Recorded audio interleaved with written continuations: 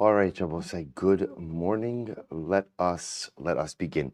Begin by thanking our sponsors for today's Shiur, Talmud Torah sponsors for the month of Tishrei, Shaindy Avraham Kelman for dedicating all the Shiurim and Drushos this month in memory of their parents, Jack Bennett, for dedicating the Shiurim this month in memory of Givati Brigade First Sergeant Nikolai Rappaport, Dr. Linda Weinberg for dedicating the Shiurim this month in memory of her husband, Dr. Paul Weinberg, Perez, Moshe ben Avraham David.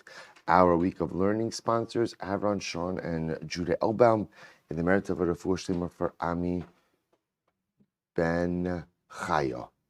We hope that on the day of learning sponsorship, Doug and Gail Stanger, in commemoration of the yahrzeit of Gail's beloved mother, Fruma Bella Bas Beryl Leib Vechnito. We hope that on the merit of our Talmud Torah, the Neshamas will have an aliyah, the families a nechama, and all those who require a refuah should have one together with Kol Cholei Yisrael. But let's say with that, let us begin. So let's begin. Today's daf is Lamed Dalet, a very exciting daf ahead of us today. We are picking up on Lamed Gimel Lamed Beis 33b, and we are picking up on the bottom of the daf Umegavev Min HaChotzer, which is 2, 4, 6, 8, 10 lines up from the bottom. Remember again, the first opinion the Mishnah said that halacha l'maisa, you can go as Rabbi Eliezer, that you could collect splinters of wood from the chatzar, and to go ahead and, because anything that's in the chatzar is considered to go ahead, I should say, his lashon is, umegavev min ha-chatzar umadlik. You can gather wood from the chatzar and use that wood to kindle a fire, because anything that is inside of the chatzar, by definition, is considered to be muchan. So remember again, the Chachamim disagreed. The Chachamim said, Megavev mishalafonav umadlik. Remember again, about yesterday's daf, the Chachamim disagreed on 2 points. They disagreed on the toothpick point, right? And they disagreed on the concept that anything that's in the chatzar is automatically muchan. They held that you could gather whatever wood is right in front of you, right? And you could use it for kindling, not for toothpicks. But just because it's in the chatzar doesn't make it muchan. So says the Gemara. Let's analyze. Tan Rabbanan megavev min ha-chatzar madlik shekol ma shebechatzar muchan hu ubilvad shelo ya'aset tziburin tziburin. The Gemara quotes another Beitzah, and the Beitzah says you can gather up whatever is inside of the chatzar and kindle it, for anything that is inside of the chatzar is considered to be muchan, as long as what? You don't make it into piles. So the Gemara says, Rabbi Shimon Matir, Rabbi Shimon says that Allah Lamaisa, so Rabbi Shimon says you can. So what's the machlokes? So interestingly enough, the machlokes over here seems to be not in about gathering wood from the chatzar, but rather about making piles out of that wood. So what's the nature of the machlokes? So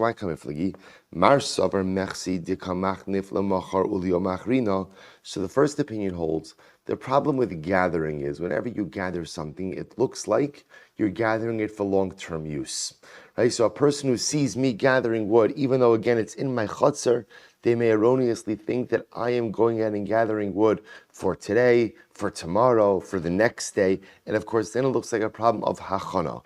The Gemara says, Umar Savar Kideraso Muchachas Alov. The other opinion says, no, people see that I have a pot of food, that's up. The fact that I have the pot of food up, that ultimately indicates, that's a clear indication that I'm gathering the wood for what purpose? For the purpose of kindling a fire in order to cook for that day of Yom Tov. Good. But I'll say just a side machlokes. Now again, we're going to see that Allah Lamaisa, the truth is we reject the view of Rabbi Eliezer in general and accept the view of the Chachamim in this situation, that Allah Lamaisa, you can go ahead and collect wood immediately from in front of you. But remember, we also paskin that wood could only be used for hadlaka.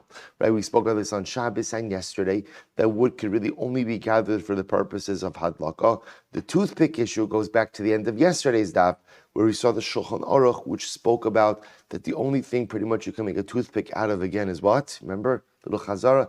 Soft animal food, right? Anything that's soft and ultimately, again, cannot be made into a kli. Good. Says the Gemara. Let's go weiter. So, ve'ein motzin asar. Remember again, the Mishnah said that you cannot create fire on Yom Tiv. My taima, what's the reason? Mishum de kamolid bi Yom Tiv. Ultimately, again, because it's a problem of nolad. So we'll see, we reference this. This is where Rashi, that's why Rashi in the Mishnah quoted this. Right? It's a problem ultimately of creating something on Yom Tiv, the prohibition or the Isser of nolad. Again, as I pointed out in yesterday's share, this in and of itself is a machlokes rishonim. Is it nolad? Is it machshire ochel nefesh? Good. Point over here is you can't create new fire on Yom Tiv.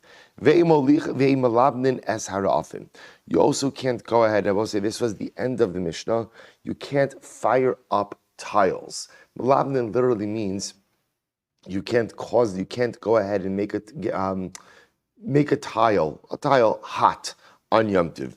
So my David, what's wrong with making a tile hot? I will say, just remember again, the way this was introduced in the Mishnah is the Mishnah said,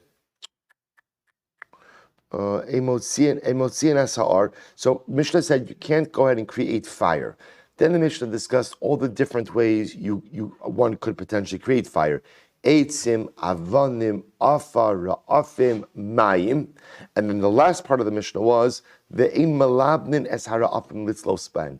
You cannot go ahead and heat up a tile. Now, why would you be heating up a tile? To roast something on it. So I'll say this goes back. This apparently was also especially useful for fish. We've already seen that the problem with going ahead and roasting fish on a grill-like item was what? Was that the fish gets burned, right? So it seems to what you could also do is if you heat up a tile, so the heat is evenly dispersed along, so you could roast things on the tile. So the Mishnah said you can't heat up a tile in order to roast on it on Yom Tiv.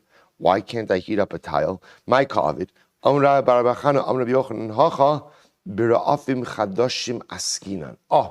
interesting enough, what are we talking about over here?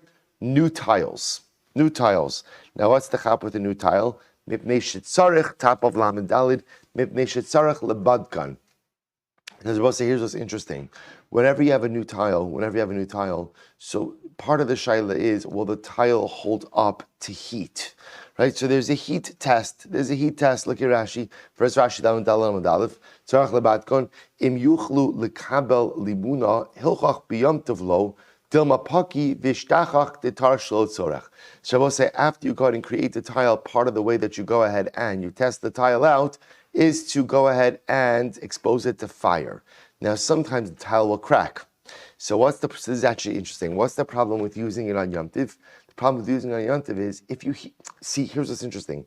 There's nothing inherently wrong with heating up a tile, right? So let's say if you have an old tile that you've been using for years for cooking, you could heat that up and cook on it. The Gemara is saying the Mishnah, when it says you can't heat up a tile, is talking about a new tile. You've never heated it up before. What's the concern? The concern is you're going to heat it up. What's going to happen? It cracks, right? If it cracks and it breaks, it turns out that this was tircha for no reason, right? That this was tircha, this was effort expended on Yom Tiv for no reason. And again, we try to avoid that whenever possible. Others say, others say the reason you can't fire up a tile is why? Because you have to harden it. Look at Rashi for just a moment. Lakshosam behesek rishon himischaskim umiskashim hilchach afa gav glitzorach yom tiv namihu datzolan ale mihu kevan de behesek zeh naasekli aser. Second opinion says that no, the problem with heating up a brand new tile bosa is what? Tikun maneh or makeh bepatish, right? Essentially, this is, again, remember the tiles were made out of earthenware. So like any earthenware object, the final step in its production is exposing it to intense heat to harden it. So both say, see, here's what's interesting. So everyone is agreeing that when the Mishnah says you cannot go ahead and heat up a tile, we're talking about new tiles. The shaila is, what are we concerned about? First opinion says sarach lebadkan, because the first opinion says we're concerned that it's going to crack, and if it ends up cracking, it turns out that you've engaged in unnecessary tircha. Second opinion says sarach lechasman, you have to harden it, and therefore again it's like a makeh bepatish tikun kli type of issue. So we'll say, listen to this. This is a fascinating case. So the Gemara says, based on this, Tanan Hasan we learned. The Gemara says darsa oshetarfa bakos. Listen to this. You have a bird, a kosher bird, and you trampled the bird accidentally. Or you knocked the bird into the wall in a significant way. Or bless you, or an animal trampled the bird, o mifar chesas, but the bird is still alive. The bird is still alive. So the bird has been injured in a very significant, or at least it has suffered an injury that is quite significant, but the bird is still alive. Mifar chesas is still alive. V'shasa me'es la'es. And the bird lives for 24 hours. And then after 24 hours, v'shachta, you shecht the bird. You shecht the bird. What's the halacha? Kshera. Ultimately, again, the bird is kosher. The bird is kosher. Okay. Now, I'm going to say, so now remember, what's happening in this case over here? What's happening is we see the bird has suffered an injury where there's a possibility that what's happened to the bird, it's a treifa.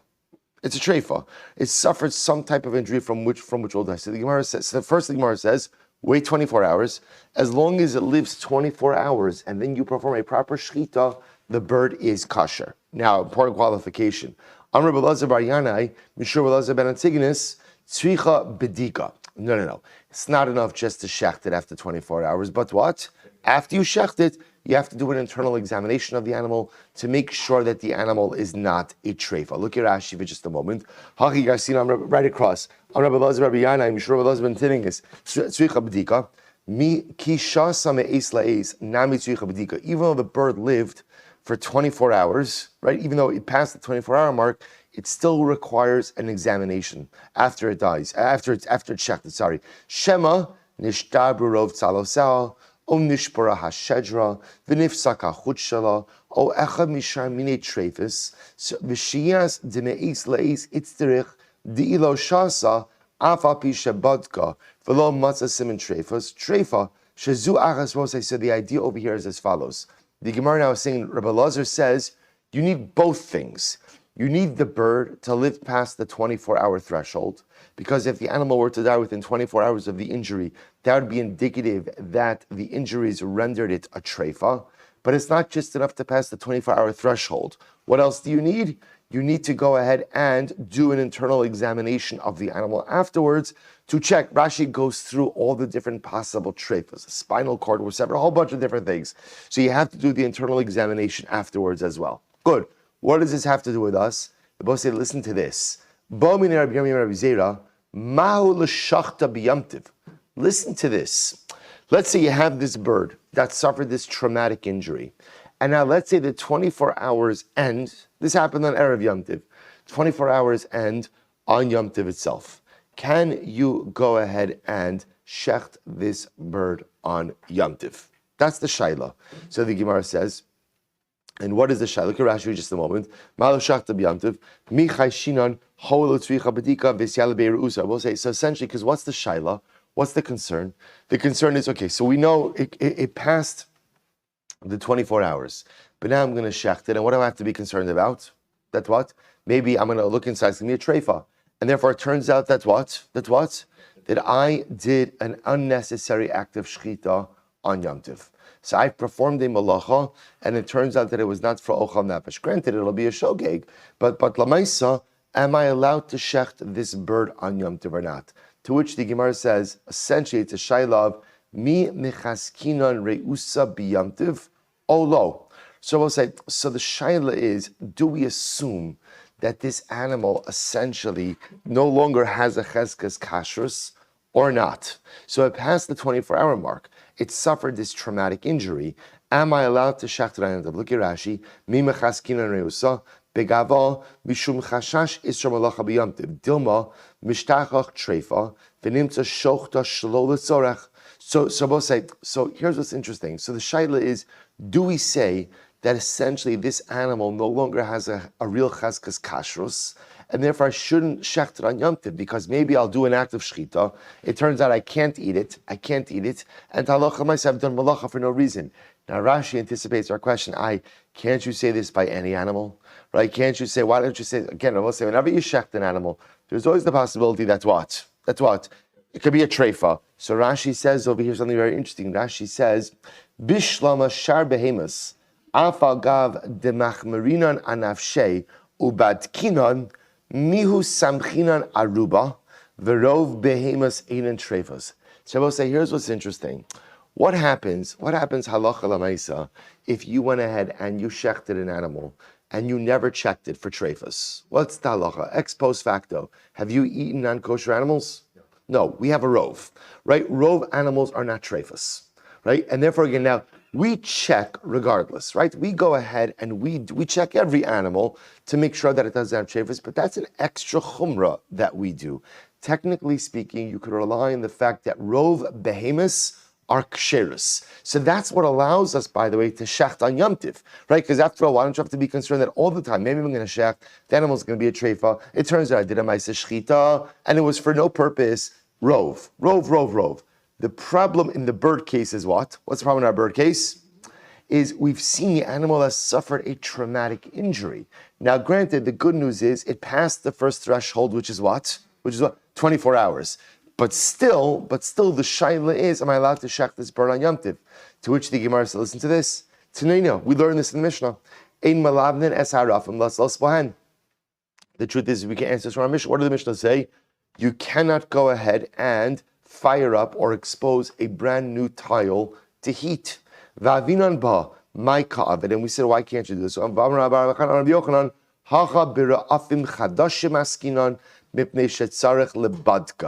so ultimately, what did the Mishnah say? The Mishnah said you cannot expose a brand new tile to heat on Yom Tiv. Why not? What are we concerned about?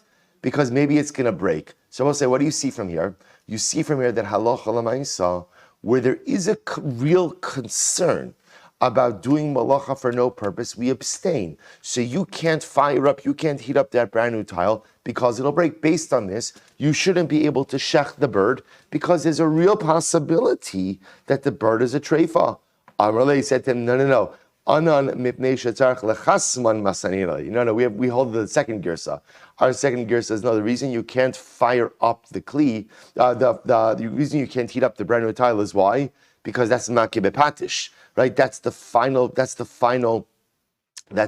stage of production or the finishing touch of the tile to harden the tile. But therefore, I will say, according to that girsa, you'd be permitted to go ahead and shech the bird. So I'll say, interestingly enough, depending on which girsa you hold by the tile, could have an impact on the bird case. If you hold that you can't heat up the tile because it'll break, that tells you that anytime that there's a real chashash that your action is going to yield no productive result on Yom Tiv, don't do it. So don't heat up the tile, don't shecht the injured bird. But if you hold that the issue of the tile is makeh bepatish, then it could very well be that once the bird passes its 24-hour threshold, then what? It has its cheskes kashrus, and therefore you should be able to shecht it. So I'll say the Gemara ends there. That's it. So I'll say, I'm fascinated by this case. Salacha l'maisa. What do we do about this bird? It's important to know. So we'll say, listen to this. This is in Siman Taf Tzadik Ches, Sif Ches. So the Shulchan Aruch writes as follows. Of shenidras baraglayim. You have a bird that was trampled. And therefore, v'yesh lachush shenis rasku eibarav. So you have to have, there's a real chashash that maybe the bird is a treifa. V'lachein, tzarech sheh me'es lei. So we'll say, so in general, hilchos shchita, or hilchos treifas is, whenever an animal has suffered a traumatic injury, you cannot shecht it within 24 hours. You have to wait to see if it passes the 24-hour window. So the Gemara says, mutter l'shachta b'yom tiv. Incredible. So as long as the animal passed its 24-hour threshold, you are permitted to go ahead and shecht that animal on Yom Tiv. V'lo chayshinon shema yimatze treifa. And ultimately, again, we are not choshesh that maybe the animal is a treifa. So once it passed the 24-hour threshold, you can go. Now, both say, could it be a treifa? Yeah. Absolutely. In other words, remember, you're going to check it internally afterwards, and it's possible that it'll be a treifa. But what the Shulchan Aruch is saying is once it passed the 24-hour threshold, halacha l'maisa, its cheskes kashrus has been restored. And the Mishnah Berurah says, "V'lo chayshinon da'afa gav ditzarech bedika mikol makom kevan shahaya lamitchila chazaka de kashrus." Once it, so you both say, the bird had its cheskes kashrus. Derov behemos v'ovos ksheros saying mutter l'shokto de ma'amidin osa becheskes kashrus. So both say, listen to halachically what happens over here. The bird, prior to the incident, right? Prior to the incident, what was its chazaka? Cheskes kashrus. It endures the traumatic incident. What happens? Loses the cheskes kashrus. How long does it have to wait to regain it? 24 hours. And then what happens after, what does Allah say? What happens after 24 hours? It's cheskas kashrus is fully restored. Is fully restored. And halacha l'maisa, you could shecht it into. Which I will say, by the way, if you think about it from a hilchos tshuva perspective, is so powerful as well. See, I will say, we all start life with a cheskas kashrus. Everyone starts life with a cheskas kashrus. Then what happens? See, the difference in life is, it's not that someone's trampling upon me. Usually, I trample upon myself. Right? I take my beautiful neshama, unfortunately, and as a result of negative actions, I trample upon my neshama. So both say, what happens after a person tramples on their neshama? Traumatic incident. What do you need? What do you need? A new day. A new day. 24 hours, right? I need a restart. It doesn't take a lifetime to restart, but it takes some time to restart. Uba shemesh v'taer. Day ends, I need a new day. Every single new day brings with it the opportunity to restore my cheskas kashrus. And all I need to do is make it a good day. And if I make it a good day, me'es la'es, 24 hours, you know what you could do within one day, within 24 hours? You could fundamentally restore your cheskas kashrus in its entirety. Now, does that mean everything is fixed and everything is fine? Maybe yes, maybe no. Like the bird. You never know until you introspect. You never know until you look inside. But lemaisa, we sometimes think that we're damaged goods and it's going to take a lifetime to repair all of the damage. Sometimes all you need is to take advantage of the new day. The me'es is 24 hours, and all it takes is one good day to restore your cheskas kashrus. Incredible Gemara. So we'll say, let's go weiter. So that's the halacha by the bird. So says the Gemara, Tanya, echad maybe, so we'll say another great case. Echad maybe es ha'ar, ve'echad maybe es ha'etzim. So let's listen to this case. This is a whole chevra. You know, the chevra that does malacha together. I don't know what else, but then stays together, whatever. It gets punished together. So the Gemara says, Tanya, the Beitzah says, echad maybe es ha'ar. One guy brought the fire. No, we're going to see, by the way, what this means actually is one guy brings the glowing coal. You're going to see why this is important. He brings the fire. The other guy brought the wood. The other guy puts the pot on the fire. The other guy brings the water. The other guy puts the spices in it. And one stirs. We'll say it's happening on Shabbos. If they all do this, kulan chayavin. They're all chayiv. They're all chayiv because they've all done malacha. They've all done malacha. Vatanya, but we learned acharon chayiv v'kulan p'turin. But we learned it's only the last guy who's chayiv and everyone else is pater. Lo kasha, that's not a contradiction. Had the ICR meikara, had the ICR levasov. Oh, so listen to this. If the first thing they brought was fire, then everyone is chayiv because everyone's done a ma'aseh malacha. If the last thing they brought was fire, then what? The only guy who did something was the guy who brought the fire. So just when we run through that list, the malachos are involved over here is the guy who brought the fire. What did he do? So remember, the Rashi points out he's bringing a coal. What happens when you carry a coal, Rabbi say? I mean, I don't know, but Rashi tells us, right? When you go and you carry a coal, just movement fans the coal. That's havara. That's kindling. The guy who brings the wood, he's putting the wood on the fire. Also havara. The guy who puts the pot on the fire, we're not sure what he's doing. We'll come back to that in just a moment. So the guy who goes out and brings the water, bishul, spices, bishul, stirring, bishul, right? Cooking. Good. So the Gemara says as follows. Bishlama kulu ka'avdi ma'isa. I understand the malacha that all of these guys did. Elo shofes es hakadera ma'ikavid. What I don't understand is the guy who puts the empty pot on the fire, because that's, if you notice the progression over here, he puts an empty pot on the fire. What did he do? Right? What did he do? So the Gemara says, what are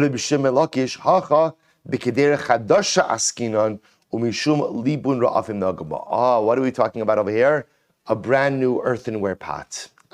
So a brand new earthenware pot. So we'll say, again, what's the final stage of production with any earthenware item? Exposing it to intense heat. So therefore, when he puts the brand new earthenware pot, that's makeh bepatish, he's going to be chayav for that on Shabbos. Good, and that's the tie into the sugya. Taner Rabbanan, another interesting case. Taner v'kirayim chadoshim. Let's say if you have a brand new stove or oven, hari hein kechola kelim hanitalin b'chotzer. They are like any other utensil which could be moved inside of a chutzner. Now, what does this mean? Take a look at Rashi. It's the first of the widest lines of Rashi. Harinke kelim hanitalim b'shabis b'chutzner t'chazu lemesav begavai humidi. If you have a stove or an oven that's sitting in the chutzner, they're, of course, on one hand, they're a klisha malachto le'isr because they're used for cooking. But interestingly enough, they have a secondary heter purpose. What's the secondary heter purpose? You can use it as a storage area. So it's actually mamish like a klisha malachto le'isr. So therefore, again, you could use it on Shabbos, sarkufa makomo. Good. So the Gemara says, aval in sachin osan shemen, but you can't smear it with oil. Vein tashinos abamatlis, you can't shine it with a cloth. Ve'in mafigin osa betzonen kedei lachasman. And I will say, interesting enough, same idea. If it was heated up, you can't pour cold water on it because this solidifies the utensil. So I will say, so the idea over here is, interestingly enough, you could use an empty stove or oven on Shabbos for storage purposes. It's a klisha malachto le'isr. What you can't do is smear it with oil or polish it up with a cloth, because ultimately, again, I will say, these are considered to be makeh bepatish actions. Same idea with pouring cold water over it, right? It's the same idea. How would you go ahead and finish the production of a stove or an oven? After you heated it up, you cool it down, right? So so you can't do that on Shabbos. Good. But say, again, the only reason all these cases are being brought up is because they all tie back to what? To the tile case, right? Remember, again, they all tie back to this idea of pouring cold water, or I should say, heating up the tile as a final stage of production. Tan Rabbanon was another interesting case. Molginas harosh v'hes haraglayim. So we'll say this is talking about now you shechted an animal, and remember again, you want to go ahead and prepare the head, or you want to prepare the feet, but you want to get the hair off the head and the feet. So how do you do that? So Rashi says over here, molgin means you could immerse the head or the feet in boiling water. Apparently, this removes the hair. You could also go ahead and scald them in water. You could also singe them in fire. We'll say what you can't do is you can't go ahead and smear it with plaster. Plaster, Rashi says, was used like as a depilatory for hair removal. So you can't go ahead and smear it in plaster. V'lo ba'adama, v'lo b'sid. You can't go ahead and use earth, and you can't use sid, also another type of plaster. Rashi says over here, Vein toflin osam b'sid lahasir saran shahari derech ha'avdonin. They both say this is very interesting. So here's what's interesting. You could remove the hair from the animal, right? You could put it in boiling water, right? You could scald it, you could singe it, but you can't smear it, right? With plaster, with earth. Why not, says Rashi? Because that's the way tanners removed hair from a hide. And that looks like you're engaging in an act of tanning, and ultimately, again, that is going to be aser. Vein goes is in osam isparayim. You also can't go ahead and cut off the hair with scissors. Rashi says over here, because it looks like you're trying to salvage the hair. Then, along those same lines, then goes is in asayerek petispora shalo. So also it's very interesting. You can't go ahead and cut off the extra leaves of vegetables with vegetable scissors. They used to have vegetable scissors, or maybe they still have vegetable scissors. What are vegetable scissors used for? I'll say now, primarily what they're used for is to actually detach the vegetable from the ground. So shears, like vegetable shears. So you can't use the shears. Now, I'll say you can't use the shears to cut off like the dead leaves or excess growth from the vegetables. Why not? Because the concern is if you use those shears on Yom Tov, what does it look like? You detached the vegetable from the ground on Yom Tov. Now, you're not allowed to detach vegetables from the ground on Yom Tov. The malacha of kotzer is a malacha that you cannot do on Yom Tov, even for ochal nefesh purposes. There's a whole discussion exactly why that is, either because it could have been done before Yom Tov with the same results, or because katsira is a large-scale malacha. And in general, large-scale malachas are not permitted on Yom Tov itself. So halacha l'maaseh, the Mishnah says, you want to cut off some of the excess leaves, that's fine, but you cannot go ahead and use the vegetable shears. So the Gemara says, kundus kavios. So Rabbi said, what we can do is, you could prepare kundus and akavios. What are kundus and akavios? Rashi says, Gemara doesn't explain what type of vegetables these are, but these are apparently vegetables which require a very significant preparation process. Okay, so the Gemara says umasikin va'ofen b'purni, and you could go ahead and use a furni oven. Rashi says over here that a furni oven is hein tanur shalom agdolim upiem b'tzidam v'lo chashirin letircha. Both say a purni is a large oven. So as opposed to a tanur, which is a smaller oven, right? The forni is a, so what's the idea over here? So when would you use the forni? If you are having a lot of company. So even though it looks like you're doing a lot of cooking, because you need it, ultimately is permitted. You could warm up water in the antigi.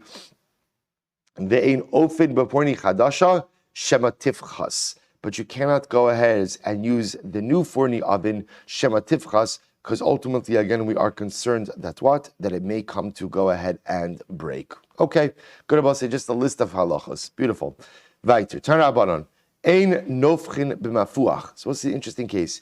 You cannot go ahead and fan a fire with bellows, right? You know, bellows, it's the air thing, right? The air thing.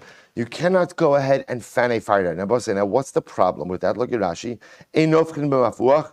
Demechse ku'uman osemalacha. Because we'll say, interestingly enough, most people do not use bellows in their own home.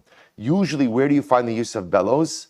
By an uman, right? In some type of workplace. We'll say, you see this incredible line that Chazal are trying to straddle. That on one hand, the Torah allows ochal nefesh, but yet to be so careful to not allow ochal nefesh to resemble any type of commercial activity. So Chazal step it. We'll say, so again, you're cooking. Is there a problem to fan your fire when you're cooking? Is there a problem to fan the fire? No problem to fan the fire. But yet, the Mishnah says, but don't fan the fire in a way that looks like you're engaging in commercial activity. The use of the bellows. The Gemara says, aval novchin bishvo feres.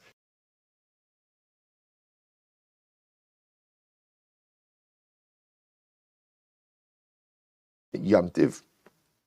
Rashi says over here, So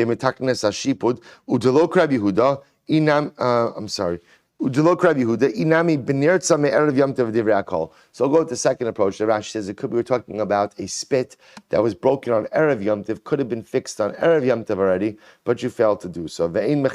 Also, you can't sharpen a spit on Yom Tiv.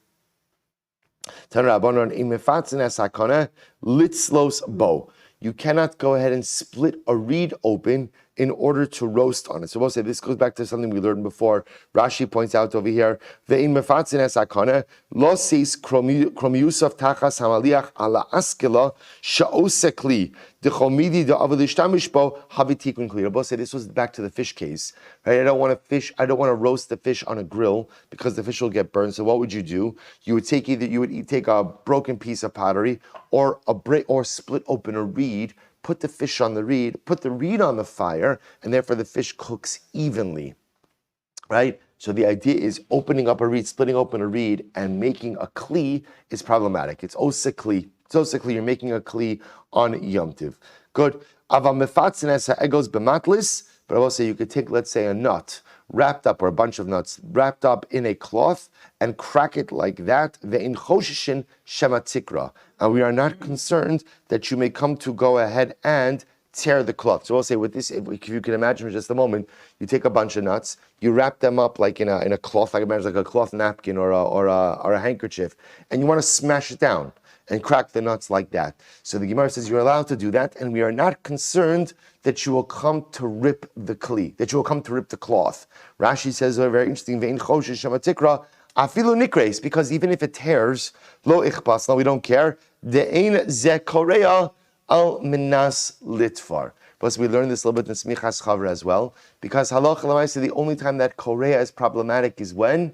Is halacha l'maisa, when it's tearing with the intention to go ahead and sew, right? We learned that from where? From the Mishkan, the Malacha of Korea. Remember again, it was by the Yerios, by the curtains. When would they tear? When there was a hole in it, they would make a larger tear so that they could sew it up more evenly. But there's also a great case with the cloth, because you saw the Minchas Chinuch says the Malacha of Korea only applies to what? The Chazara? Soft materials. Excellent. And again, so that's why the case. So even if the cloth ends up ripping, that's not called Korea. Beautiful. But let's say it brings to an end that sugya. Mishnah. Va'od Amar Rabbi Eliezer. Rabbi Eliezer also said, Omer Adam al Hamuktzeh. Omer Adam al Hamuktzeh Erev Shabbos b'Shvius. Great case. A person stands by his muktzeh. Now we'll say, now what's the muktzeh in this particular case? So remember, Rashi says over here, how we could just go. So we're talking about, imagine the following situation. You spread out dates on your rooftop to dry out. That's the case of muktzeh that we're talking about over here. Now, interestingly enough, the way it works with the drying out of fruit, at least of dates, as the Gemara explains, is there's a certain period of time where they're inedible. Right? So now here's what's happening over here. I spread out my dates on Erev Shabbos. And I say, and you're going to see, by the way, the reason, actually, let's take a look. The Mishnah is setting this up as Erev Shabbos during a Shemitah year. During a Shemitah year, which is great. Right? Why Erev Shabbos in a Shemitah year? Rashi says, top Rashi Lamed Daled Amud Beis, She'ein Meiser Nohig Ba. We'll say, remember again, Meiser, right? The halachas of Meisers, Trumas Meisers don't apply during Shemitah. Why not? Why not?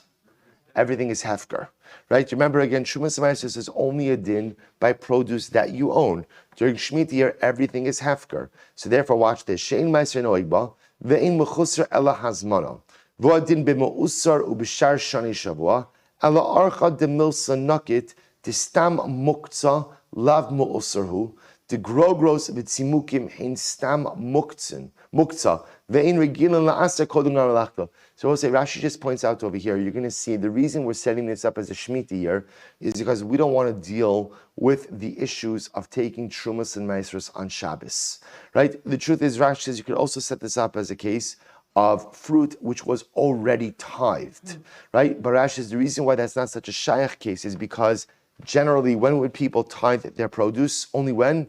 Once it was fully finished. Because you're talking about a case over here, the fruit that was spread out to dry, that means it's not fully finished yet. So that's why the Mishnah sets this up as a case where I'm standing by my muktzeh. Muktzeh, remember again, in this case means the fruit that's spread out to dry on Erev Shabbos, which is a Shemitah year. So therefore, there's no issues of Trumas and Maestros over here. So watch this. I'm standing by my fruit, and what do I say? Va'omer, mikanani ochel machar. And I make the declaration, I'm going to eat of this fruit tomorrow. And I identify, I'm going to eat of this fruit. Rashi says, Mikanani ochel machar, v'sagi b'hachi diyesh breira. So we'll say, remember, this is the position of Rabbi Eliezer. Rabbi Eliezer says, all you need to do is make a declaration that says, I'm going to eat from some of this fruit tomorrow. Do you have to identify which fruit you're eating from? No, because Rabbi Eliezer holds, Rabbi holds islay breira. He holds a breira, retroactive clarification. So tomorrow when I eat from the fruit, it turns out that it's retroactively clarified that the fruit I eat from, I end up eating from, was the fruit I identified on Erev Yom Tiv. V'cham decham say, ad sheyir shom v'yomar mikan ve'ad kan. The Chachamim agree in principle that you could stand on Erev Shabbos by the muktzeh on an Erev Shabbos of a Shemitah year and say, from here I'm going to eat tomorrow. So you could prepare the fruit you're going to eat. But according to Chachamim, you can't rely on breira. You have to actively identify the actual fruits you are going to eat from. Good. So we'll say, let's go back. It says the Gemara Tanan Hasam, great case. Tinokos shetamnu te'inim erev Shabbos v'shachachu v'lo asru. So we'll say, listen to the case. Children, we'll see why the Gemara is pointing this out with children. Children who went ahead and took figs. They will say, in this case, we're talking about fully developed fruits already. So they took figs. And they took figs on Erev Shabbos. They hid the figs, right? The kids, they hid the figs. They're gonna, because they said, you know what, we're gonna eat from it on Shabbos. So they hid it. V'shachachu v'lo asu, and they forgot, and they did not go ahead and take trumas and maestros from the figs. What's the halacha? L'matzei Shabbos lo yochlu ela imkin asru. On Matzei Shabbos, they cannot eat from the figs unless they first go ahead and take meiser.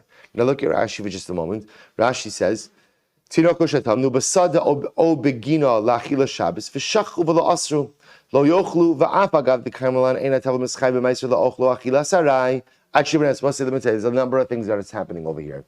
In general, you only have to take trumas and meisers from produce when it's fully processed, and also when it's coming to the home. Now, so that's what you need, right? Fully processed and what we call re'iyas pnei habayis. ultimately comes into the home, or Pnei HaChatzer, or comes into your Chatzer as well.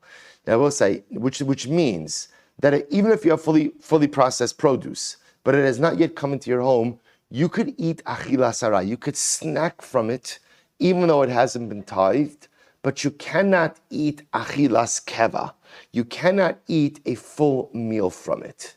Now, here's what's fascinating. However, anything you eat on Shabbos has the status of achilas keva, has the status of a meal, not of a snack.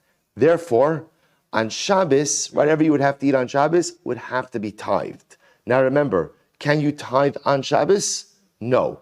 Which means that if you have fully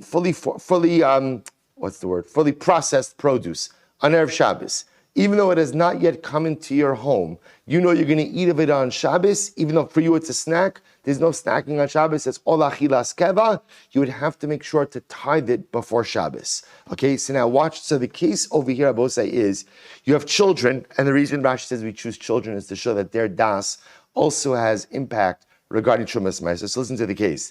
The case over here is kids took figs on Erev Shabbos.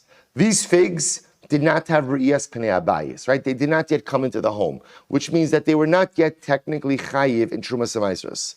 But the kids had kavana to eat it on Shabbos. And because they were going to eat it on Shabbos, therefore what? That generates a chiyuv for Trumas Ma'aser. They didn't eat it on Shabbos. What does the Beitzah say? Even though they didn't eat it on Shabbos, if they want to eat it Motzei Shabbos, what has to happen? They have to tithe it. Even though what? There was not yet a re'iyas pnei habayis. The kavana to eat it on Shabbos essentially generates the obligation to go ahead and take Trumas and Maestros. Incredible. Utnanami, so you could see, I said that's all of Rashi. Utnanami, we learned, Hama'avir te'enim bechatzero liktzos banav u'bnei beis. I'm sorry, liktzos. If a person went ahead and spread out te'enim in his home, right, in his chatzar, to go ahead and dry them out. Rashi says, liktos is liyavshon, v'latzos mehem ketzios, ula'achar shenasu ketzios darsan be'igel. So also, see, the idea over here is you want to go ahead and spread out figs in your chatzar to dry out, because you want to put dried figs, you want to then press them into a cake of dried figs. Banav u'bnei beisa ochlam mehen harai upturin. Ultimately, what happens, Rabosai? So because they're in the chutzner, see, even though they're in the chutzner now, but they're not finished, because they're not fully processed, therefore what? You're permitted to eat from them achilas arai, a snack. So Rabosai, so there's three core pieces of information over here. In order for produce to go ahead and become chayiv in Trumas Ma'aser, what has to happen? Two primary things: fully processed and re'iyas pnei habayis. The exception to this rule is Shabbos. Now, which means if you have fully processed produce and you want to eat it on Shabbos, you can't eat it unless it's tithed. There hasn't been re'iyas pnei habayis. Remember, Shabbos essentially says that anything you eat on Shabbos is achilas keva and not achilas harai. It's not a snack, and therefore by definition requires Trumas Ma'aser. So Boimine, Rav Nachman, listen to this. Shabbos, ma'u shetekava muktzah l'ma'aser, Bedavar shelo nigmara malachto. Wow. We'll say, what happens if you have a food item on Shabbos that's not fully processed? It's not fully processed. So now I want to partake of it on Shabbos. Does Shabbos make it subject to Trumas and Ma'aser, even though what? It's not yet fully processed. Mi amrinon kevon dichsiv v'karasa l'Shabbos oneg. Since the pasuk says, you will call the Shabbos an oneg, which Rabbi say effectively teaches us. Look at Rashi. Because the Shabbos oneg, Rashi is kevan de ikri achila didei oneg kava she'in ba'o shimarai. Since we say that every act of consumption on Shabbos is a ma'isa oneg, is an act of enjoyment. Therefore, on Shabbos, every single act of consumption has the status of achilas keva and not achilas arai. It's not a snack, it's a full-blown meal. And therefore, kava v'afila b'davar shelo nigmar malachto. So therefore, maybe by Shabbos generates a meiser obligation, even for something that is not yet fully completed. right? Because we'll see here what's happening over here. Essentially, what the Gemara is suggesting is maybe there's no such thing as snacking on Shabbos. The karasa l'Shabbos oneg, every act of consumption on Shabbos is substantive and significant, which means that every act of consumption on Shabbos has the status of a seuda, of a meal, of achilas keva, and therefore by definition you can't eat unless you first take trumas and meisos. O dilma, b'davar shenigmar malachto kava, b'davar shelo nigmar malachto lo kava, or perhaps no. As powerful as Shabbos is, Shabbos only has the ability to go ahead and generate an obligation for something that is fully processed. But if it's not fully processed, you cannot go ahead and yet generate the obligation for Trumas and Meisros. Amrlei, Shabbos kova'as bein b'davar shegmar malachto, bein b'davar shelo nigmar malachto. Wow. So Bosa, he responded. Remember again, this is Rava was asking, Rav Nachman responded, the power of Shabbos is Shabbos creates a tithing obligation even if the food is not yet fully processed. Shabbos says, so for example, if you take a fig that you had spread out to dry out, and it's not yet dried out, so the process is not complete. During the week, can you snack from that even though Trumas and Meisos have not been taken? Can you snack from it? Absolutely. That's the halacha. You can snack. As long as it's not fully processed, you can snack from it. Shabbos, Rav Nachman is suggesting Shabbos, there's no such thing as a snack. Everything is achilas keva. Everything is a substantive meal. And therefore, halacha l'maisa, you cannot eat from it on Shabbos unless it has been tithed. Which is another way of saying Shabbos establishes the tithing obligation. I said back, V'ema Shabbos to me the chatzar. Maybe not. Maybe Shabbos should be just like the chatzar. How so? Ma chatzar eno kavas ela b'davar sh'nigmar malachto. Remember we said that under general, right? Hilchas Trumas and Meisros 101, right? What generates an obligation for Trumas and Meisros? Only when what? There's a fully processed and riyas pnei chatzar. Rabbi say, if you bring something into your chatzar, but the item is not yet fully processed, does the chatzar generate a Meisra obligation on unfully processed foods? No. So I'd say maybe Shabbos is like chatzar. Just like chatzar only establishes tithing obligation for something that's nigmar malachto. Af Shabbos lo tikba ela b'davar shnigmar malachto. So too again, Shabbos should only generate an obligation for something that is fully processed. Amrlei limud arachu biadenu.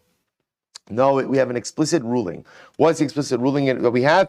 Shabbos kova'as bein b'davar shnigmar malachto, bein b'davar shelo nigmar malachto. So he responded, we have a Masorah. This is a Masorah. What's the Masorah? The Masorah, the tradition we have, is that Shabbos establishes a tithing obligation for any type of food you're going to eat, even if the food is not fully processed. Which Rabbi tells you that Shabbos is even stronger than Chatzar, because your Chatzar, or even your bias, could only go ahead and generate the tithing obligation upon food that is fully processed. Shabbos is so powerful that halacha l'maaseh, if you are going to partake of a food, even if it's not fully processed, Shabbos itself generates the tithing obligation. I will say again, incredible. Therefore, again, if you wanted to, so first of all, we see two things by Shabbos. Number one, by Shabbos, there's no such thing as a snack, right? Every single thing you eat on Shabbos has the status of a meal. The karasa l'Shabbos oneg. Every act of consumption, by definition, is oneg. That's number one. Number two, the Gemara says, the Masorah, we'll see if this is the halacha l'maisa, but the Masorah is that halacha l'maisa, Shabbos generates a tithing obligation even on food that is not fully processed. And I both say, that's absolutely wild. Because in general, Hilchas Trumas and Meisros 101 is that there is only a tithing obligation upon food that is fully processed, has the re'iyas pnei chatzar, re'iyas pnei abayis. This is an incredible chiddush, that Shabbos is more powerful than your home, Shabbos is more powerful than your chatzar, Shabbos is more powerful than processing. Whatever you're going to partake of on Shabbos, if you're partaking of it, Shabbos makes it as if it is fully completed and therefore generates a tithing obligation. So we'll stop over here. We'll pick up with Mir Tzashem, the Armar Zuch, Rav Nachman. We'll finish with this sugya, Mir Tzashem, tomorrow and see the halacha l'maisa as well. Shkoyach.